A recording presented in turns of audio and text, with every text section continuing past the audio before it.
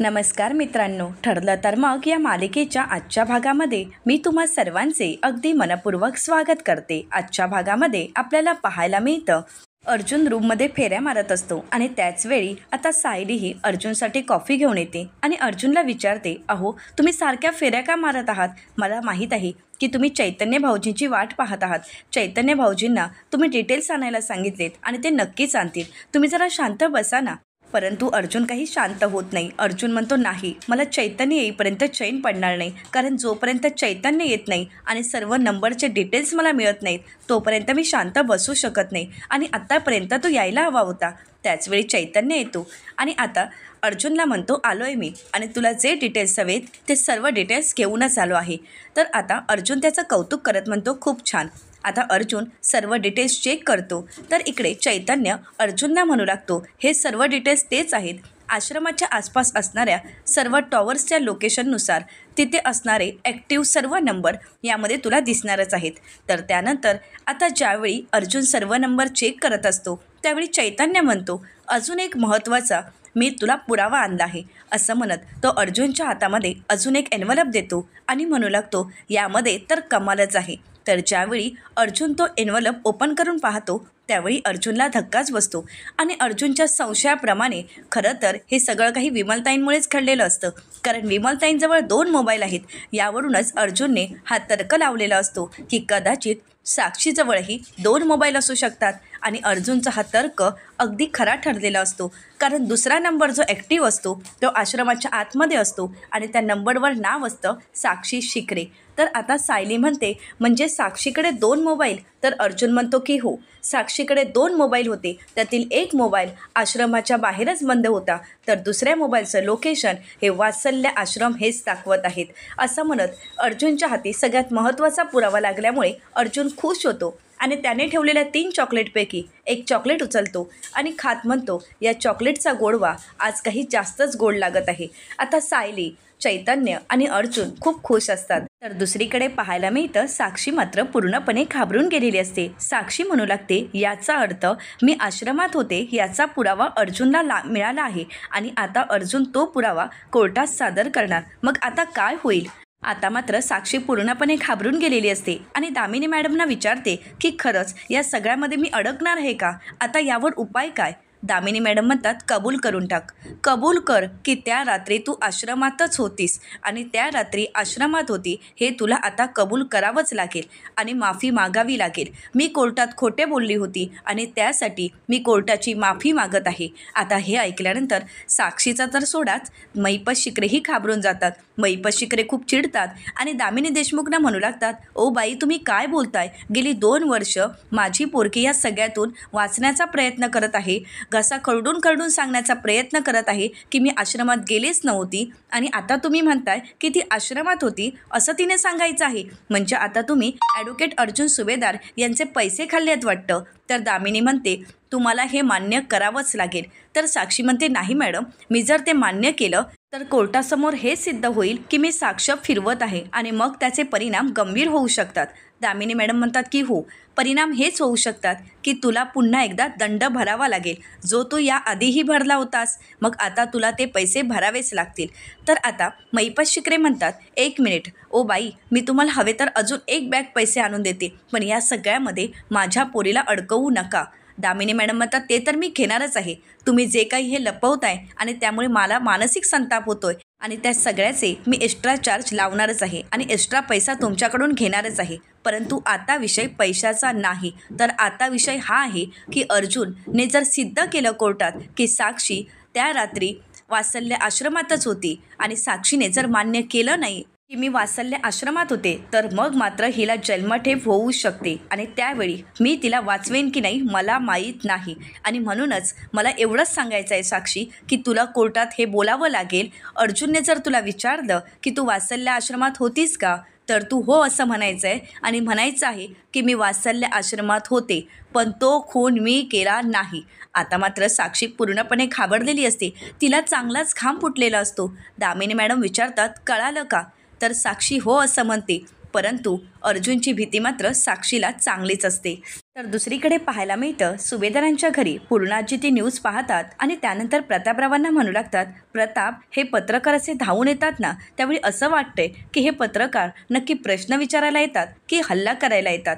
तर आता प्रतापराव म्हणू लागतात, पूर्णाई अगं काळजी करू नकोस, आता अर्जुन ह्या केसच्या जवळपास आला आहे आणि निकाल लवकरच लागणार आहे आणि म्हणूनच घाबरलेली दामिनी देशमुख आता अर्जुनवर चिखलफेक करण्याचा प्रयत्न करत आहे, कारण केसच्या निकालाला काही दिवसच बाकी आहेत आणि आता लवकरच केसचा निकाल आपल्या समोरच येणार आहे. तर कल्पनाताई म्हणू लागतात, कधी एकदा या केसचा निकाल लागतोय असं मला झालंय की या सगळ्यामुळे खरंच खूप अर्जुनला मनस्ताप झालाय. तर प्रिया नाटक करत म्हणते, हो ना, या सगळ्यामुळे तुम्हाला किती मनस्ताप झालाय ना. मला तरी वाटते की आता जर आपल्याला एवढा मनस्ताप होत असेल तर अर्जुन केस हरला तर किती मनस्ताप होईल आणि अर्जुनला किती त्रास होईल. आता हे सगळं काही सायली अर्जुन ऐकतच असतात. तर प्रिया पुढे म्हणते, मला तरी वाटते की अर्जुनने आताच या केसमधून माघार घ्यावी. खरं तर पुढे नाचक्की होण्यापेक्षा आताच माघार घेतली तर किती चांगलं आहे ना. तर त्याचवेळी सायली पुढे येते आणि म्हणू लागते, नाचक्कीची वेळ येणारच नाही, कारण आम्ही केस हरणार नाही आहोत.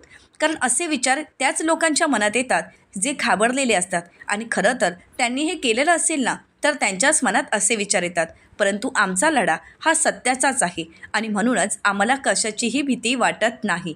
तर प्रिया म्हणते, मला माहीत आहे, परंतु कसं आहे ना, घरातील कोणालाही मनस्ताप होऊ नये म्हणून मी हे सगळं काही बोलत आहे. घरातील सर्वांचीच मला काळजी वाटत आहे आणि काळजीपोटीच मी हे बोलत आहे, असं म्हणत प्रियाही तिला काळजी असल्याचं नाटक करू लागते. तर प्रिया पुढे म्हणते, ह्या केसमुळे घरात किती सगळ्यांना मनस्ताप होतोय दिसतोय ना तुला सायली. सायली आता अर्जुनकडे पाहते. तर अर्जुन म्हणतो, पूर्णाची डॅड मॉम, माझ्या प्रोफेशनलमध्ये हे सगळं काही होतच असतं आणि तसंही आता दामिनी घाबरली आहे आणि म्हणूनच ती हे सगळं काही करत आहे. तिची ही चिखलफेक घाबरल्यामुळेच होत आहे, त्यामुळे घाबरण्याची काही गरज नाही आहे आणि तसंही या गोष्टींकडे दुर्लक्षच करायला हवा, तुम्ही सगळ्यांनी इग्नोर करा. तर कल्पनाताई म्हणतात, अर्जुन तुझ्या आत्तापर्यंतच्या केसमध्ये आम्ही सगळीकडे दुर्लक्षच केला होता, परंतु ही अशी एकमेव केस आहे जी घरापर्यंत आली आहे आणि म्हणूनच आम्हाला दुर्लक्ष करता येत नाही. तर अर्जुन कल्पनाताईंना प्रत्युत्तर देत म्हणतो, फक्त 10 दिवस 30 जुलै या दिवसापर्यंतच ही केस तुमच्या आयुष्यात असणार आहे आणि त्यानंतर ॲडव्होकेट अर्जुन सुभेदार ही केस जिंकूनच घरी येणार आहे आणि हो, तोपर्यंत तुम्ही कोणीही काही काळजी करू नका. पण एक गोष्ट मात्र लक्षात ठेवा, दामिनी देशमुख हे जे काही करत आहे त्या सगळ्याचे परिणाम तिला भोगावे तर लागणारच आहेत, परंतु तोपर्यंत जे कोणी गुन्हेगारांचे खबरी आहेत त्यांनी ॲडव्होकेट अर्जुन सुभेदारपासून दूरच राहायचं आहे. आता मात्र प्रिया पूर्णपणे घाबरून गेलेली असते. प्रिया मनाशीच म्हणते, अर्जुनचा कॉन्फिडन्स दिवसेंदिवस वाढत चालला आहे आणि समजा अर्जुन केस जिंकला तर. आता मात्र प्रिया पूर्णपणे घाबरलेली असते. तिला पुढचा काळ दिसू लागतो. या सगळ्यामुळे आपली हालत काय होऊ शकते हे प्रियाला चांगलंच माहीत असतं. तर दुसरीकडे पाहायला मिळतं सर्वच जण कोर्टात येतात. इकडे मात्र अर्जुनचा कॉन्फिडन्स पाहून प्रिया ही नागराजला म्हणते, अर्जुनचा कॉन्फिडन्स पाहून असं वाटते की आज मात्र अर्जुन कोर्टात मोठा बॉम्ब फोडणारच आहे आणि साक्षीची चिता तर जळणारच आहे. परंतु या साक्षी आणि महिपतच्या चितेसोबत आपली चिता जळायला नको म्हणजे मिळवलं. तर आता नागराज प्रियाला म्हणतो, जोपर्यंत या दामिनी देशमुखच्या चेहऱ्यावर कॉन्फिडन्स दिसत आहे तोपर्यंत असला विचारही मनात आणू नकोस, काही होणार नाही, असं म्हणत त्याने प्रियाला शांत केलेलं असतं. आणि त्याचवेळी आता रविराज सर त्या ठिकाणी येतात. प्रिया ही रविराज सरांना म्हणते, बाबा आज अर्जुन कोर्टात काय बोलणार आहे हे तुम्हाला माहीत आहे का? नाही म्हणजे तुमची आणि अर्जुनची केसच्या संदर्भात नेहमीच चर्चा होत असते ना, म्हणून विचारलं. आता रविराज सर प्रियाला सडेतोड उत्तर देत म्हणतात, हो, एक सिनियर म्हणून मी अर्जुनला नेहमीच मदत करत असतो, परंतु त्यांच्या पर्सनल केसबद्दल किंवा कुठल्याही केसबद्दल आमच्यामध्ये चर्चा होत नाही, तेवढे रूल्स आम्ही पाळतो, असं म्हणत प्रियाला चांगलंच तोंडावर पाडलेलं असतं. आता मात्र प्रिया शांतच होते. तर दुसरीकडे अर्जुन आणि चैतन्य केसच्या संदर्भात चर्चा करत असतात आणि हे पाहून महिपत शिकरे आता दामिनी देशमुखना म्हणतात, तो अर्जुन सुभेदार त्या फाईलमध्ये काय एवढं डोकं खुपसून राहिलं आहे की असा कुठला कागद त्याच्या हाती तर लागला नाही आहे ना. तर दामिनी देशमुख म्हणतात, हे सगळं काही तुमच्या खोटेपणामुळे होत आहे, तुम्ही ज्या काही गोष्टी लपवताय ना त्यामुळेच हे सगळं काही समोर येत आहे, परंतु आता तुम्हाला सावध राहावंच लागेल.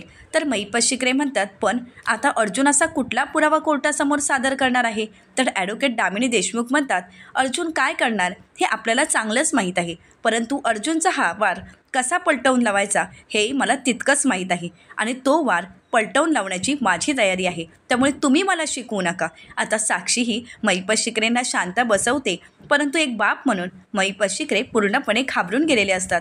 आता सर्वांचाच लक्ष केसकडे वेधलेला असतो आणि त्याचवेळी जजसाहेब येतात. जजसाहेब येताच म्हणू लागतात, कोर्टाच्या कामकाजाला सुरुवात करावी. तर अर्जुन आपलं स्टेटमेंट देत म्हणतो, जजसाहेब, खरं तर आपल्या सर्वांनाच माहीत आहे विलास खून ही केस किती गुंतागुंतीची आहे आणि सर्वात आत्तापर्यंत साक्षी शिकरे यांनी कोर्टासमोर केलेले खोटे पुरावे आत्तापर्यंत साक्षी शिकरे यांनी खोटे पुरावे कोर्टासमोर सादर केले आहेत हे आपल्याला वेळोवेळी निदर्शनास आलं आहे. साक्षी शिकरे यांनी कोर्टाची फसवणूक करण्याचा प्रयत्न तर केलाच आहे आणि असंख्य वेळा त्यांनी खोटं बोलून हेही सिद्ध केलं आहे की आपण कोर्टाची किती दिशाभूल करत आहोत.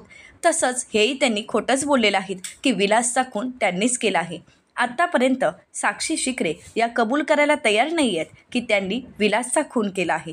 तर आता दामिनी देशमुख ऑब्जेक्शन घेत म्हणतात, ऑब्जेक्शन मेलॉर्ड, खरं तर ॲडव्होकेट अर्जुन सुभेदार यांनी आताच्या केस संदर्भातच बोलावं. केसचा निकाल काय आहे हे त्यांनी सांगू नये. खरं तर ॲडव्होकेट अर्जुन सुभेदार केसचा निकाल सांगण्याचा प्रयत्न करत आहेत. तर जजसाहेब आता ॲडव्होकेट दामिनी देशमुख यांचं हे ऑब्जेक्शन मान्य करतात. तर त्यानंतर त्या पुढे म्हणतात, खरं तर ॲडव्होकेट अर्जुन सुभेदार यांनी आत्तापर्यंत कोर्टामध्ये साक्षी शिकरे यांची वेळोवेळी परीक्षा घेण्याचा प्रयत्न केला. त्यांच्याकडून वेगवेगळे गुन्हे उकल करण्याचाही प्रयत्न केला. खरं तर साक्षी शिकरे यांनी आत्तापर्यंत कोर्टाला हे सांगितलं आहे की ते त्या खुनामध्ये सामील नाही आहेत. खरं तर त्या वात्सल्य आश्रममध्ये गेल्याच नव्हत्या, परंतु ॲडव्होकेट अर्जुन सुभेदार हे मान्य करायला तयारच नाही आहेत. आत्तापर्यंत ॲडव्होकेट अर्जुन सुभेदार यांनी साक्षीचा खोटेपणा तर कोर्टासमोर आणला आहे, परंतु त्या केसमध्ये खरं तर त्या खुनामध्ये साक्षी शिकरे हिचा किंचितही समावेश आहे हे मात्र ॲडव्होकेट अर्जुन सुभेदार सिद्ध करू शकले नाहीत आणि तेच त्यांनी सिद्ध करावं हीच माझी कोर्टाकडे विनंती आहे. तर अर्जुन म्हणतो, या प्रश्नाचं उत्तर आणि हे सर्व काही सिद्ध मी लवकरच करणार आहे आणि ॲडव्होकेट दामिनी देशमुख या प्रश्नाचं उत्तर तुम्हाला लवकरच मिळणार आहे. असं म्हणत अर्जुनने आता ॲडव्होकेट दामिनी देशमुख यांना चांगलंच प्रत्युत्तर दिलेलं असतं. तर आता ॲडव्होकेट दामिनी देशमुख आपलं स्टेटमेंट संपवतात. तर आता अर्जुन जजसाहेबांना विनंती करत म्हणतो, मी साक्षी शिकरे यांना मला अजून काही प्रश्न विचारायचे आहेत आणि म्हणूनच साक्षी शिकरे यांना विटनेस बॉक्समध्ये बोलवण्याची परवानगी मिळावी. तर जजसाहेब म्हणतात, परवानगी आहे. तर आता साक्षी पूर्णपणे घाबरलेली असते. ती महिपत शिकरेंकडे पाहते आणि त्यानंतर विटनेस बॉक्समध्ये येते. आता साक्षी ही महिपत शिकरेंकडे पाहत असते, तर इकडे सायलीही रागाने महिपत शिकरेंकडे पाहते. तर दुसरीकडे ज्यावेळी साक्षी विटनेस बॉक्समध्ये येते त्यावेळी ती एवढी घाबरलेली असते की ती अर्जुनकडे पाहतही नाही. तर अर्जुन साक्षीकडे पाहतो आणि म्हणतो, miss Sakshi Shikre, welcome back to miss Sakshi Shikre. कोर्टात पुन्हा एकदा तुमचं स्वागत आहे. खरं तर साक्षी शिकरे, आज तुमच्यामध्ये थोडाफार बदल जाणवत आहे. म्हणजे तुमच्या ज्वेलरीमध्ये काहीतरी कमी वाटत आहे. काय बरं कमी आहे? असं म्हणत अर्जुन म्हणतो, नेकलेस. खरं तर तो एस पेंडनचा असणारा नेकलेस आज तुमच्या गळ्यात नाही आहे. ओके, आलं लक्षात. तुम्ही तुमच्या वकील मॅडमचं खूप ऐकता ना, त्यांनीच सांगितलं असेल आज ते पेंडन गळ्यात घालू नकोस, नाहीतर ॲडव्होकेट अर्जुन सुभेदार अजून तुला काहीतरी प्रश्न विचारतील आणि या सगळ्यामध्ये पुन्हा एकदा तू अडकशील, असं काहीतरी सांगितलं असेल आणि म्हणूनच आज कदाचित तुझ्या गळ्यात तो नेकलेस दिसत नाही आहे, हो ना? हेच काहीतरी कारण असू शकतं. तर पुन्हा एकदा ॲडव्होकेट दामिनी देशमुख आपलं ऑब्जेक्शन घेत म्हणतात, ऑब्जेक्शन. खरं तर अर्जुन सुभेदार पुन्हा एकदा मागच्या गोष्टी उकळून काढण्याचा प्रयत्न करत आहेत. ॲडव्होकेट अर्जुन सुभेदार यांना आत्ता जे इयरिंगमध्ये जे काही बोलायचं आहे तेच त्यांनी इथे स्पष्टीकरण द्यावं. तर अर्जुन म्हणतो, ॲडव्होकेट दामिनी देशमुख यांना जास्तच घाई आहे की नक्की मला काय सांगायचं आहे. ठीक आहे, काहीच हरकत नाही, नो प्रॉब्लेम. असं म्हणत अर्जुन म्हणतो, मिस साक्षी शिकरे, आज मला तुम्हाला एकच प्रश्न विचारायचा आहे. तुम्ही ज्यावेळी विलासचा खून झाला त्यावेळी वात्सल्य आश्रममध्ये होता की नव्हता? खरं तर हा प्रश्न गेली 2 वर्ष मी तुम्हाला विचारत आहे, परंतु खरं तर हा माझा शेवटचा प्रश्न समजा आणि शेवटची वेळ समजा, परंतु विचार करून उत्तर द्या. कारण आत्तापर्यंत तुम्ही कोर्टामध्ये प्रत्येक वेळेस सांगितलं आहे की तुम्ही वात्सल्य आश्रममध्ये नव्हता, फक्त तुम्ही त्या गार्डनमध्ये जाऊन आलात. त्यानंतर तुम्ही वात्सल्य आश्रमकडे फिरलाही नाही आहात. हो की नाही? हे तर तुमचं वारंवारचं स्टेटमेंट आहे. त्यामुळे आता विचार करा आणि उत्तर द्या. आता साक्षी ॲडव्होकेट दामिनी देशमुख यांच्याकडे पाहू लागते. तर ॲडव्होकेट दामिनी देशमुख यांचं बोलणं साक्षीला आठवतं की अर्जुनने जर प्रश्न विचारला तर सांगायचं की हो, मी वात्सल्य आश्रममध्ये होती, परंतु विलासचा खून मी केला नाही. आता ज्यावेळी साक्षीला ते आठवतं तर साक्षी प्रियाकडे पाहते, परंतु मूर्ख प्रियाने पुन्हा एकदा माती खाल्लेली असते आणि साक्षीला वात्सल्य आश्रममध्ये आपण नव्हतो असं सांगायला सांगते. आता प्रिया खुणावूनच नकार द्यायला सांगते. तर अर्जुन साक्षीला भानावर आणत विचारतो, काय झालंय? प्रश्न तर मी विचारत आहे, मग तुमचं लक्ष इकडे तिकडे का आहे? माझ्या प्रश्नाचं उत्तर द्यायला एवढा वेळ लागतोय? ठीक आहे, काहीच हरकत नाही, विचार करा, कारण हा तुमचा शेवटचा चान्स आहे. आणि हो, विचार असा करा की पुन्हा एकदा तुम्हाला तुमचं स्टेटमेंट बदलण्याची वेळ यायला नको. सांगा, नक्की तुम्ही वात्सल्य आश्रममध्ये होता की न होता? आत्तापर्यंत तर ठणकावून सांगत होता, मग आत्ता अशा शांत का आहात आणि एवढं घाबरूनही गेला आहात? आता अर्जुनचे हे प्रश्न ऐकून साक्षीची चांगलीच बोबडी वळलेली असते. साक्षीला काय बोलावं काहीच कळत नाही. अर्जुन म्हणतो, बोला, मी साक्षी शिकरे, तुम्ही वात्सल्य आश्रममध्ये होता की नव्हता? आता मात्र साक्षीला ते दृश्य आठवतं ज्या दिवशी साक्षी वात्सल्य आश्रम गेली होती आणि त्या वात्सल्य आश्रममध्ये जाऊन तिने मोठा पराक्रम गाजवलेला असतो. तो म्हणजे विलासचा खून करत तो खून आपण न केला असं दाखवण्याचा प्रयत्न करत या सगळ्यामध्ये मधुभाऊंना अडकवलेलं असतं. आता साक्षीला ते दृश्य आठवतं, त्यावेळी मात्र ती पूर्णपणे घामाघूम झालेली असते. अर्जुन विचारतो, काय झालंय? घाबरला आहात का तुम्ही? साक्षी म्हणते, नाही ॲडव्होकेट अर्जुन सुभेदार, तुम्ही वारंवार मला हाच प्रश्न विचारत आहात, पण का? अर्जुन म्हणतो, कन्फर्मेशनसाठी, म्हणजेच तुम्हाला नंतर तुमची साक्ष बदलण्याची वेळ नको यायला, यासाठी हे सगळं काही चालू आहे. प्लीज तुम्ही सांगाल का? आता दामिनी देशमुख साक्षीकडे पाहत असतात. तर साक्षी म्हणते, खुनाच्या रात्री म्हणजेच 13 जानेवारी 2023च्या रात्री मी वात्सल्य आश्रममध्ये, असं म्हणत साक्षी शांतच होते. तर अर्जुन म्हणतो, बोला साक्षी शिकरे, काहीतरी बोला. तर साक्षी म्हणते की हो, खुनाच्या रात्री मी वात्सल्य आश्रममध्ये गेले नव्हते. अर्जुन म्हणतो, फायनल? तर साक्षी म्हणते की हो, मी माझा हा जबाब बदलणार नाही. मी माझ्या मतावर ठाम आहे की मी वात्सल्य आश्रममध्ये गेलेच नव्हते. आता मात्र दामिनी देशमुख यांना धक्काच बसतो. त्या रागाने महिपत शिकरेंकडे पाहू लागतात, कारण ॲडव्होकेट दामिनी देशमुख यांनी जे सांगितलेलं असतं त्याच्या विरुद्धच सगळं काही साक्षी वागत असते. अर्जुन म्हणतो, बरं ठीक आहे, काहीच हरकत नाही, मग मी साक्षी शिकरे, तुमचा जरा मला मोबाईल देता का? साक्षी म्हणते, माझा मोबाईल? अर्जुन म्हणतो की हो, तुमचा मोबाईल जरा मला हवा आहे. तर आता साक्षी म्हणते, पण माझा मोबाईल तुम्हाला काय करायचा आहे? तर अर्जुन म्हणतो, काहीच नाही, फक्त मोबाईल हवा आहे. खरं तर तुमचं पर्सनल चॅट किंवा तुमचे फोटोज याशी माझा काही संबंध नाही, फक्त मला तुमचा हँडसेट पाहायचा आहे. तर आता ॲडव्होकेट दामिनी देशमुख ऑब्जेक्शन घेत म्हणतात, ॲडव्होकेट अर्जुन सुभेदार केसची दिशा बदलण्याचा प्रयत्न करत आहेत. तर अर्जुन म्हणतो, नाही, हीच खरी केसची दिशा आहे. खरं तर यानंतरच सत्य बाहेर येणार आहे आणि म्हणूनच कोर्टाला माझी विनंती आहे की साक्षी शिकरे हिने मला मोबाईल द्यावा, यासाठी त्यांची परवानगी असावी. तर जज साहेब परवानगी देत म्हणतात, साक्षी शिकरे यांनी आपला मोबाईल ॲडव्होकेट अर्जुन सुभेदार यांना दाखवावा. तर इकडे मात्र कुसुमताई सायलीला म्हणतात, सायली, अगं दामिनी मॅडम बरोबर बोलत आहेत. अर्जुन साक्षीचा मोबाईल का मागत आहे? अर्जुन आतापर्यंत सिद्ध का करत नाही आहे की हा खून साक्षीनेच केला आहे? परंतु सायली कुसुमताईंच्या प्रश्नाचं काही उत्तर देत नाही. तर दुसरीकडे जज साहेब पुन्हा एकदा साक्षीला म्हणतात, मी साक्षी शिकरे, तुमचा मोबाईल ॲडव्होकेट अर्जुन सुभेदार यांना दाखवावा. आता साक्षी घाबरतच अर्जुनकडे मोबाईल देते. तर अर्जुन म्हणतो, वाटलंच होतं, मला वाटलं होतं, तसाच महाग मोबाईल आहे तुमचा. खरं तर मी आता फोन करून बघू का? असं म्हणत अर्जुन साक्षीच्या नंबरवर फोन करतो. आणि अर्जुन म्हणतो, हे काय, मी तर तुम्हालाच फोन केला आहे, पण तुमचा तर फोन हा वाजतच नाही आहे, म्हणजे माझ्या हातामध्ये असणाऱ्या मोबाईलची रिंग वाजत नाही आहे, दुसरंच कुठून तरी आवाज येत आहे. इकडे मात्र महिपत शिकरे पूर्णपणे घाबरून गेलेले असतात. आता सर्वांचंच लक्ष वेधलेलं असतो की नक्की मोबाईलचा आवाज कुठे येत आहे. सर्वजण इकडे तिकडे पाहू लागतात. इकडे मात्र सर्वांच्या नकळतच महिपत शिकरे साक्षीच्या बॅगमधील मोबाईल आपल्या खिशात ठेवतात. तर अर्जुन म्हणतो, चैतन्य, तुला येतोय का कुठून आवाज? तर आता चैतन्य म्हणतो की हो, त्या साईडने मागच्या बाजूने कुठून तरी आवाज येतोय, इथेच कुठेतरी आहे. आता मात्र सर्वजण हसू लागतात. इकडे साक्षीच्या पायाखालची जमीनच सरकते. तर इकडे रविराज सर म्हणू लागतात, अर्जुन नक्की कोणाचा फोन नंबर डायल करत आहे? तर प्रिया घाबरतच म्हणते, काहीच कळत नाही आहे बाबा. आता सर्वजण विचार करू लागतात आणि त्याचवेळी अर्जुन महिपत शिकरेंकडे येतो आणि म्हणतो, महिपत शिकरे, अहो तुमचाच फोन वाजत आहे तुमच्या खिशात, द्या बरं इकडे, असं म्हणत अर्जुनने आता तो मोबाईल आपल्याकडे घेतलेला असतो आणि त्यानंतर अर्जुन साक्षीकडे येतो आणि साक्षीला म्हणतो, मी साक्षी शिकरे, हा तुमचाच मोबाईल आहे ना? तुम्हाला खरं सांगावंच लागेल, आता तर तुम्ही बनवाबनवी करूच शकत नाही, कारण या मोबाईलचे सर्व टेक्निशियन रिपोर्ट माझ्याकडे आहेत. टेलिकॉम कंपनीकडून या नंबरचे सर्व डिटेल्स मी आता कोर्टासमोर सबमिट करणारच आहे. आता मात्र साक्षी मान्य करत म्हणते की हो. तर येणाऱ्या पुढील भागामध्ये आपल्याला पाहायला मिळतं, न्यूजमध्ये सांगितलं जातं की आता विलास मर्डर खून यांनी वेगळंच वळण घेतलं आहे.